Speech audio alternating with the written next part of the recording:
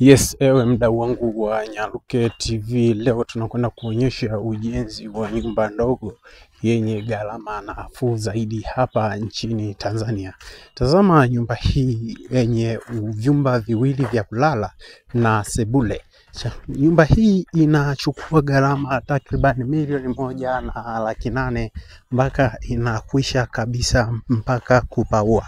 Ewe mdau wa channel hii ya Matukio TV, ninakukumbusha usikose kusubscribe channel hii ili usipishane na matukio mbalimbali yanaendelea kujiri ndani ya channel hii muda wa masaa 24. Ewe kama mdau wa channel hii, ninakukumbusha kuendelea kufuatilia channel hii ili usipishane na taarifa mbalimbali zinazoendelea.